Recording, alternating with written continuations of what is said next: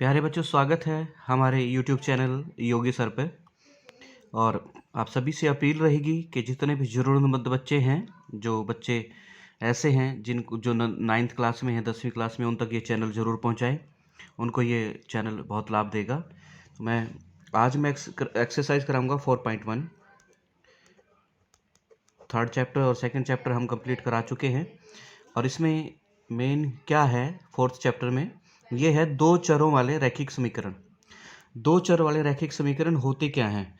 देखिए, ये फॉर्मूला क्या है, ये इस बेस पे इस तरह का होता है दो चर वाला रैखिक समीकरण। मैं बताता हूँ आपको। ये फॉर्मेट है ax plus B X plus C is equal to 0। ये फॉर्मेट है दो चर वाले रैखिक समीकरण। यहाँ पे y आएगा, माफी चाहूँगा, यहाँ पे y आएगा। चर क्या है? x और y, जिनकी वैल्यू हमें निकालनी होती है, इसको बोलते हैं चर। ए बी सी क्या है? कांस्टेंट हैं। ये है स्थिरांक तीनों, और ये चर हैं, ये वेरिएबल हैं। वेरिएबल बोलते हैं इनको। तो ये वेरिएबल है x और y। और ए बी सी क्या है? कांस्टेंट है, इनकी वैल्यूज़ बदलती रहेगी। तो जैसे x plus 5y is equal to 3, मान लीजिए हमने लिख दिया, तो ये एक रैखिक समीकरण है। और इसको इस फॉर्मेट में लिखेंगे तो ये आ जाएगा x plus 5y minus 3 is equal to 0। यहाँ पे a इज इक्वल टू 1 है, क्योंकि इसके साथ कुछ भी नहीं है, 1 है मल्टीप्लाई में।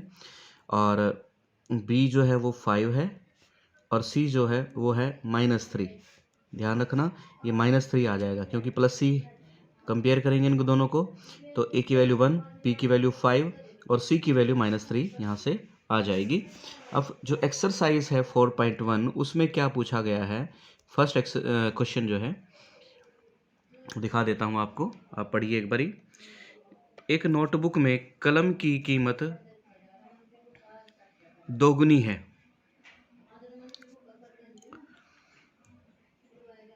इस कथन को निरूपित करने के लिए दो चरों वाला एक रैखिक समीकरण बनाइए। और इसमें हिंट भी दिया है। तो माना नोटबुक की कीमत कलम की कीमत से दोगुनी है, तो माना कलम की कीमत, इसमें क्या करेंगे आप? माना कलम की कीमत x है, तो बुक की कीमत क्या आएगी? नोटबुक की कीमत ये आ जाएगी आपकी 2x। इट मीन्स ये y है, तो नोटबुक की जो कीमत है y जो बराबर है 2x के, और -2x प्लस y बराबर है 0 के। ये रैखिक समीकरण इसमें से निकल करके आएगा। देखिए, y जो नोटबुक की कीमत है y वो दुगनी है कलम की कीमत की। कलम की कीमत हमने x मान ली, तो जो नोटबुक है उसकी कीमत है दुगनी, 2 से गुना कर दिया x को, कलम की कीमत को।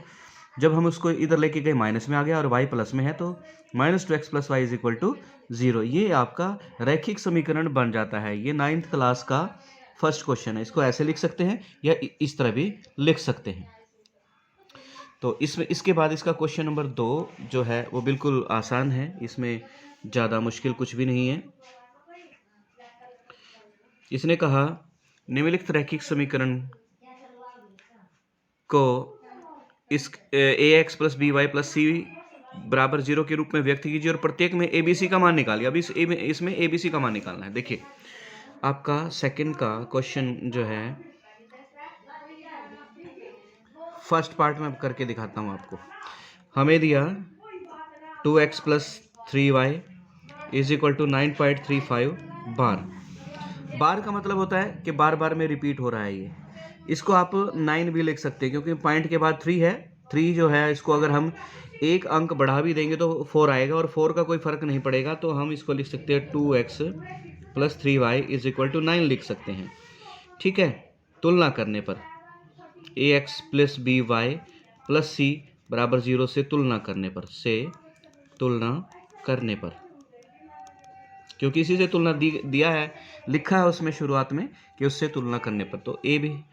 तो ए क्या है हमारे पास? ए है 2 के बराबर, बी है 3 के बराबर, और सी है 9 के बराबर। ये आंसर आ जाएंगे।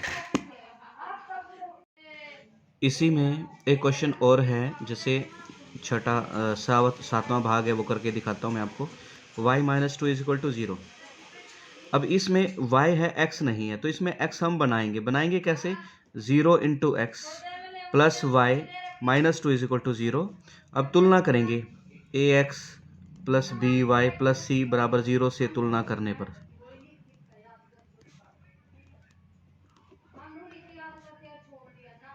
जब आप इससे तुलना इसकी करेंगे, देखिए y minus two X is equal to 0 given है। अब x इसमें लेके आएंगे, x लेके आएंगे तो क्या करेंगे? 0 से मल्टीप्लाई कर देंगे x को, प्लस में y minus two is equal to 0 और तुलना कर दो a plus B plus C plus is equal to 0 से।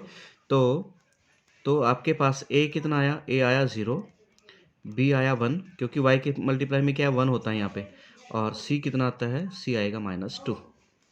एक क्वेश्चन मैं दे रहा हूँ आपको, आप करके दिखाइएगा, बताइएगा मुझे, कमेंट में करके बताइएगा। 5 इज इक्वल टू 2x, इसके a और b और c की वैल्यू जो है कमेंट में लिख करके बताइएगा। 5 इज इक्वल टू 2x, इसकी जो वैल्यू है a b c की वो कमेंट में लिख करके बताइएगा।